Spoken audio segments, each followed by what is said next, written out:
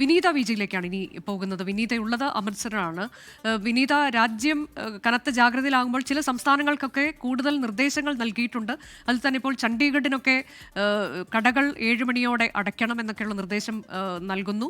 Medical ഷോപ്പുകൾക്ക് മാത്രമാണ് അതിലൊരു ഇളവുള്ളത്. ആ തരത്തിലേക്കൊക്കെയാണ്. അപ്പോൾ അമൃത്സറിൽ എന്താണ് നിലവിലെ ഒരു അവസ്ഥ?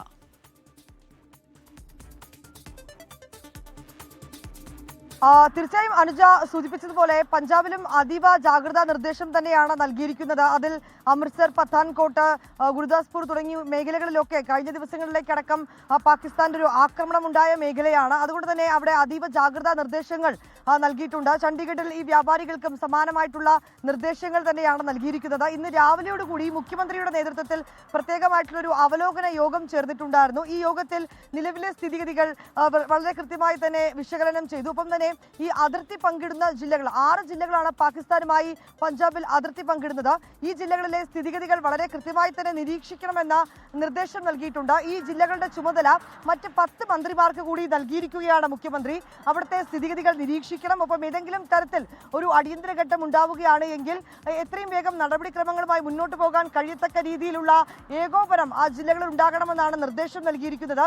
അമൃത്സറിലും ഒപ്പം തന്നെ ജലന്ധറിലും അടക്കമുള്ള വിദ്യാർത്ഥികൾ ഇപ്പോൾ അവരുമൊക്കെ അല്പസമയം മുൻപാണ് സംസാരിച്ചത്. അവിടെയുള്ള മലയാളി വിദ്യാർത്ഥികളടക്കം സുരക്ഷിതമായി നാടുകളിലേക്ക് മടങ്ങുകയാണ്. കാരണം ഈ മേഖലകളിലൊക്കെ, ഈ അതിർത്തി പങ്കിടുന്ന ജില്ലകളിലെ മേഖലകളിലൊക്കെയുള്ള വിദ്യാഭ്യാസ സ്ഥാപനങ്ങൾക്ക് അടുത്ത 3 ദിവസത്തേക്ക് അവധി പ്രഖ്യാപിച്ചിരിക്കുകയാണ്. വിദ്യാർത്ഥികളുടെ പരീക്ഷയൊക്കെ തന്നെ മാറ്റിവെച്ചിട്ടുണ്ട്. തുടർന്ന് അവർ സുരക്ഷിതമായി നാടുകളിലേക്ക് മടങ്ങുകയാണ്. വലിയ ആശങ്കയടക്കമുണ്ട്. ഇപ്പോൾ ഈ ജലന്ധർ, ഒപ്പം ആ മേഖലകളിലൊക്കെയുള്ള താമസിക്കുന്ന ആളുകൾ അവരും അത് തന്നെയാണ് പറഞ്ഞത്. കാരണം ആ മേഖലയിൽ കഴിഞ്ഞ ദിവസം ഒരു ഡ്രോൺ ആക്രമണം ഉണ്ടായതാണ്. ഒപ്പം അമൃത്സറിൽ ഇന്ന് രാവിലെയും സമാന രീതിയിലേക്കുള്ള ആക്രമണത്തിനുള്ള ഒരു സാധ്യത ആ മേഖലയിൽ ഉണ്ടായിരുന്നു.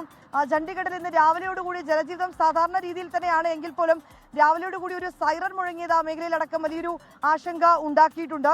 ഒപ്പം ഇങ്ങനെ ഈ അതിർത്തി പങ്കിടുന്ന ജില്ലകൾക്കാണ് ഏറ്റവും കൂടുതൽ നിർദ്ദേശവും ജാഗ്രതയും ഒക്കെ തന്നെ നൽകിയിരിക്കുന്നത്. നിലവിൽ ജലന്ധറിലും പത്താൻകോട്ടിൽ കഴിഞ്ഞ ദിവസമൊക്കെ ഈ സൈനിക കേന്ദ്രങ്ങളെ ലക്ഷ്യം വെച്ചുകൊണ്ടായിരുന്നു പാകിസ്ഥാൻ ആക്രമണം നടത്തിയിട്ടുണ്ടായിരുന്നത്.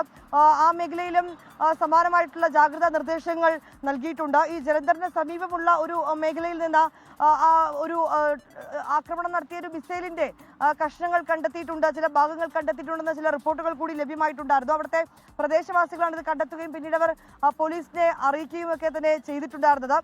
അവിടെയും വലിയ രീതിയിലേക്കുള്ള സുരക്ഷാ ക്രമീകരണങ്ങൾ തന്നെയാണ് ഏർപ്പെടുത്തിയിരിക്കുന്നത്. ഒപ്പം പഞ്ചാബിൽ നമ്മൾ നേരത്തെ സൂചിപ്പിച്ചതുപോലുള്ള സുവർണക്ഷേത്രം അടക്കമുള്ള മേഖലകളിലൊക്കെ അതീവ ജാഗ്രതാ നിർദ്ദേശം, സുരക്ഷാ ക്രമീകരണങ്ങൾ ഏർപ്പെടുത്തിയിട്ടുണ്ട്. തന്ത്രപ്രധാനമായിട്ടുള്ള മേഖലകളിലും സമാനമായിട്ടുള്ള സുരക്ഷാ ക്രമീകരണങ്ങളും ജാഗ്രതയും തുടരുമെന്നുള്ളത് തന്നെയാണ് നിർദ്ദേശം. വലിയ രീതിയിൽ ആശങ്കപ്പെടേണ്ട ഒരു സാഹചര്യം ഇല്ല എന്ന് തന്നെയാണ് പറയാൻ കഴിയുന്നത്. പക്ഷെ അങ്ങനെ പറയുമ്പോഴും ജാഗ്രത കൈവിടരുത് എന്നുള്ളത് തന്നെയാണ് സംസ്ഥാന സർക്കാർ നൽകിയിരിക്കുന്ന നിർദ്ദേശം. എല്ലാ മേഖലകളിലും സമാനമായിട്ടുള്ള നിർദ്ദേശങ്ങൾ നൽകിയിരിക്കുന്നു. ഇപ്പോൾ ആളുകളൊക്കെ സംസാരിക്കുമ്പോൾ അവർ പറയുന്നത് വൈകിട്ട് ആകുമ്പോൾ അവർക്കൊരു ഭയമുണ്ട്. കാരണം ഇരുട്ടി തുടങ്ങുമ്പോഴാണ് കഴിഞ്ഞ 2 ദിവസങ്ങളിലുമായി അമൃത്സറിലും പിന്നീട് ഇന്നലെ പത്താൻകോട്ടിലും ഗുരുദാസ്പൂരിലും ജലന്ധറിലും അടക്കം ആക്രമണം ഉണ്ടായ ഒരു സാഹചര്യം അവരുടെ മനസ്സിലുണ്ട്. അതുകൊണ്ട് അവർ വലിയ ആശങ്കയിൽ തന്നെയാണ് ഉള്ളത്. അനുജ, അതാണ് അമൃത്സറിൽ നിന്നുള്ള തത്സമയ വിവരങ്ങളാണ് വിനീത വിജി നൽകിയത്.